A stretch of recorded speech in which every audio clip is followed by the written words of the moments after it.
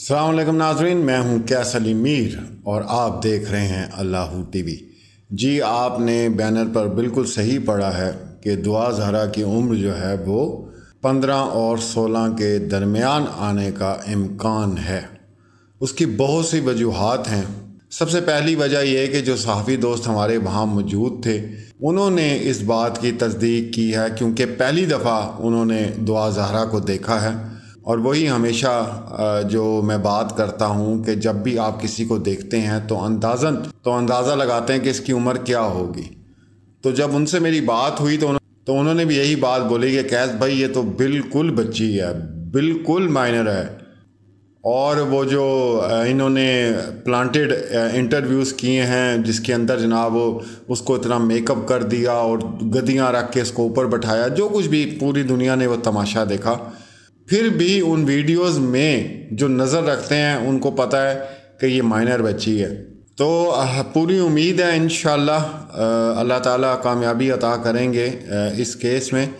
और फिर अगर उसके बाद कल उनकी ट्वीट्स भी आई हैं जिब्रान नासिर की, और आपने वो मेरे ख्याल से देख भी ली होंगी कि अगर माइनर में ये बच्ची आती है तो फिर लाजमी सी बात है अपने वालिदैन के पास जाएगी और बाकी जो दिफात हैं वो मुजरिम के ऊपर जो है वो सारी लागू होंगी। इसमें जो सबसे बड़ी बात है वो ये है, आप जहन में रखें कि अगर दुआ ज़हरा माइनर आती है तो फिर उसके बयान की कोई हैसियत नहीं रहती, चाहे वो उसने लाहौर में दिया है, चाहे उसने कराची में आके दिया है, जिस मर्जी अदालत में उसने बयान दिया है तो उसकी कोई अहमियत नहीं रहती अगर वो माइनर आ जाती है। तो अगर 16 और 17 के दरमियान आती है तो फिर थोड़ा सा जो है वो मुश्किल पैदा होगी, क्योंकि लाहौर का जो लॉ है वो कुछ और है इस केस में और कराची का कुछ और है। तो मज़ीद इसके अंदर आप देखें, हमारी तो बहुत दुआ है, बल्कि मैं समझता हूँ पाकिस्तान में जितने लोग हैं जिनके घर कम उम्र बच्चियाँ हैं वो यही दुआ कर रहे हैं कि ये माइनर ही आए मेडिकल में। मेडिकल बनता तो नहीं था लेकिन लिया गया, खैर क्या कह सकते हैं, डॉक्यूमेंट्स मौजूद थे। चलें, लोग ये कहते हैं कि 1-2 साल जो है वो कम लिखवा देते हैं वालिदैन, लेकिन जो बर्थ सर्टिफिकेट है उसमें 1-2 साल जब वो बच्ची पैदा हुई और जिस हॉस्पिटल में पैदा हुई और आप बर्थ सर्टिफिकेट ले रहे हैं तो उसके अंदर 2 साल पहले तो नहीं आप लिखवा देंगे ना। तो ये भी एक सेंस वाली बात है, लेकिन इसके ऊपर कोई बात नहीं करता। या तो फिर वो डॉक्टर्स को पता था कि ये होगा, जब ये 14 साल की होगी तो ये वाक़या रूनुमा होगा। वैसे आपको पता है पाकिस्तान में तो बड़े बड़े बाबे बैठे हुए हैं, वो सारा कुछ बता देते हैं क्या होने वाला क्या नहीं होने वाला। तो उनको भी पता होगा, इसकी वजह से उन्होंने जो है वो 2 साल जो है वो कम लिखवा दी। मतलब बड़ी अजीब सी स्टूपिड सी बातें हैं जिनको मानने को दिल ही नहीं करता। तो बाकी अभी तक हमें जो इतलात मिली हैं और जो दोस्तों ने हमें बताया है, जो वहाँ साफ़ी भाई मौजूद थे, उन सब ने यही कहा है कि कैस भाई बहुत ही छोटी बच्ची है, देखने से पता चल जाता है कि ये छोटी बच्ची है। तो लोग तो टीवी पे देख रहे हैं ना उसको, और आप ख़ुद अंदाज़ा लगा लें कि जब वो उसने लाहौर में पहली दफ़ा वो सामने आई थी और उसने वो ब्राउन कलर का बाया पहना हुआ था, वो आप उसकी शक्ल बच्ची की देख लें और अब जो इंटरव्यू उसने बैठ के दिया उसमें उसकी शक्ल देख लें तो आप लोगों को ख़ुद सारी बात समझ आ जाएगी। बेइंतहा पैगामात हैं हमारे पास और हमें जिस तरह टाइम मिलता है हम उनको अपलोड करते हैं, तो अपनी बारी का इंतज़ार करें। जैसे आप लोगों की टर्न आएगी तो ज़रूर हम लोग जो हैं आपके ऑडियोज़ जो हैं वो अपलोड करेंगे। उसको एडिट भी हमें बहुत करना पड़ता है। मैंने अब पहले भी बताया था कि थोड़ा सा जज्बात को कंट्रोल रखा करें, मुझे पता है कि नहीं रखा जाता, लेकिन उसकी एडिटिंग के लिए फिर हमें वक्त जो है वो बहुत ज़्यादा लग जाता है। इसकी वजह से मसला जो है थोड़ा सा लेट भी हो जाता है। आइए मैसेज सुनते हैं। अस्सलाम वालेकुम केस भाई, मैं पहले भी बोल चुकी हूँ अपनी पहले वॉइस में, अगली वॉइस में, कि ये अगवा का केस है और मेहदी भाई ने जो अगवा का केस लगा रखा है इन लोगों के नाम के पहले भी बहुत मुश्किल से लेकर आए थे दुआ को कराची, इस बार भी बहुत मुश्किल से कराची लेकर आए। तो हमारी जो ये पुलिस है ना, पुलिस डिपार्टमेंट जो है, कोर्ट जो है, ये सुप्रीम कोर्ट, हाई कोर्ट, ये अपनी समझ से बाहर है। किस किस्म के इंसाफ हो रहे हैं, ये किस किस्म के ये फैसले हो रहे हैं, कुछ भी ठीक नहीं हो रहा है।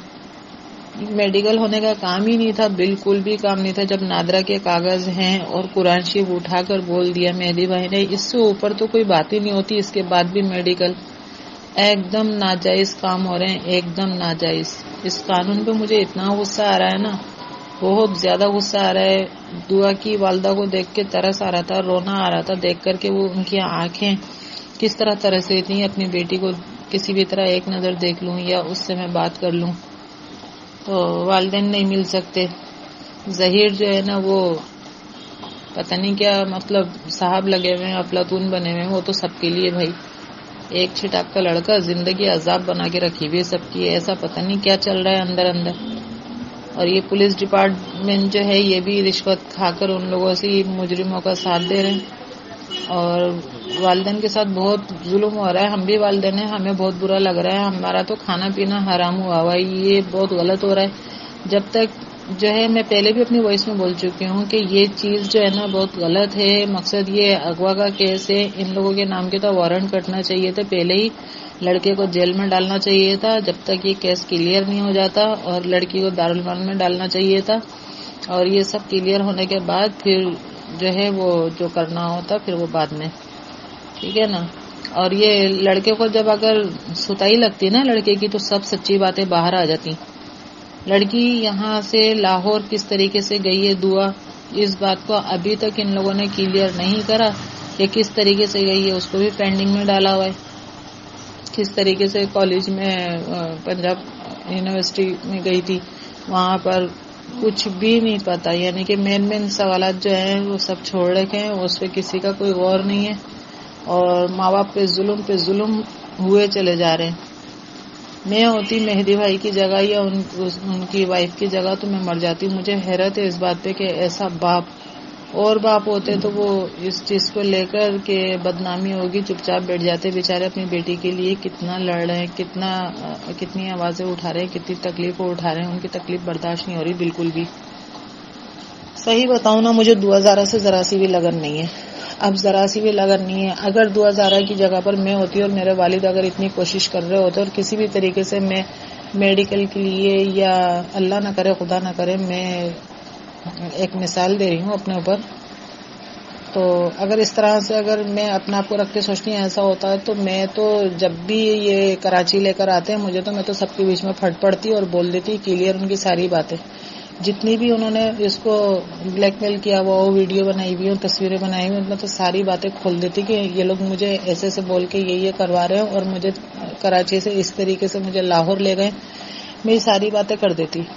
تو کہیں نہ کہیں مجھے جو ہے وہ دعا بھی کمزور نظر آ رہی ہے. اس کے کیس میں اس کی مرضی شامل نظر آ رہی ہے. لیکن مہدی بھائی کو دیکھ کر اور ان کی وائف کو دیکھ کے مجھے بڑا دکھ ہو رہا ہے. کیا دعا زارا دیکھتی نہیں ہوگی اپنی والدہ کی ویڈیو؟ کتنی تکلیف ہوتی ہے ویڈیو دیکھ کر ہمیں. بیچاری رو رہی ہیں وہاں پر، آنسو صاف کر رہی ہیں.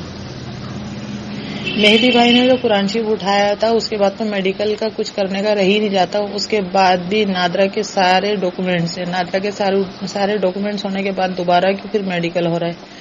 اور میڈیکل اگر ہو رہا تھا تو یہ جب تک یہ میڈیکل کی یہ رپورٹ بھی نہیں آئی ہے، منڈے کو رپورٹ دیں گے، اس سے پہلے لڑکی پھر دوبارہ لاہور چلے گئی دعا. تو یہ سمجھ میں نہیں آ رہا ہمارے ملک میں کیا ہو کیا رہی ہے. یعنی کہ ہماری بچیوں کی عزتیں محفوظ نہیں ہیں. ہم لوگ جو ہے نا ذہنی مریض ہو جائیں گے، ڈپریشن میں جا رہے ہیں ہم لوگ اس کیس کو دیکھ کر کے. نہ تھانے والے، پولیس ڈپارٹمنٹ کچھ کر رہا ہے، نہ سپریم کورٹ کچھ کر رہا ہے، نہ ہائی کورٹ کچھ کر رہا ہے. سب رشوت کھا کے سارے کام ہو رہے ہیں. اس طریقے سے تو ہمارا ملک بہت بدنام بھی ہو رہا ہے اور تباہ ہو رہا ہے. اور غریبوں کی عزت سے اس طریقے سے مافیا کے لوگ کھیلیں گے. مر گئے ہمارا قانون کیا مر گیا ہے. ان لوگوں کی بیٹیوں پہ سے جب گزرتی تو پتہ چلتا. کیا ان کے گھروں میں بیٹیاں نہیں ہیں؟ بڑی عجیب سی بات ہے. بہت تکلیف، مطلب بہت زیادہ تکلیف ہو رہی ہے کہ یہ کیسے ظہیر کو چھوڑ دیا، اور کس طریقے سے دعا کو واپس رزلٹ آنے سے پہلے میڈیکل کا اسے لاہور جانے دیا اتنی مشکل سے. اور ماں باپ سمجھ میں نہیں آتی، کیا جو جج ہیں وہ کیا ماں باپ نہیں ہیں؟ پولیس والے جتنے بھی ہیں کیا ماں باپ نہیں ہیں پولیس ڈپارٹمنٹ میں؟ تو ماں باپ سے ملنے بھی نہیں دیا جا رہا، اور پھر اٹھا کے وہاں پر یہ کیس اس طرح کا کیس ہے کہ جب تک اس کا کوئی رزلٹ نہیں نکل آتا لڑکی کو ان کے پاس بھیجنا ہی نہیں چاہیے۔ اس میں ماں باپ کی فل انسلٹ ہے اور مافیا کے لوگ جیت رہے ہیں۔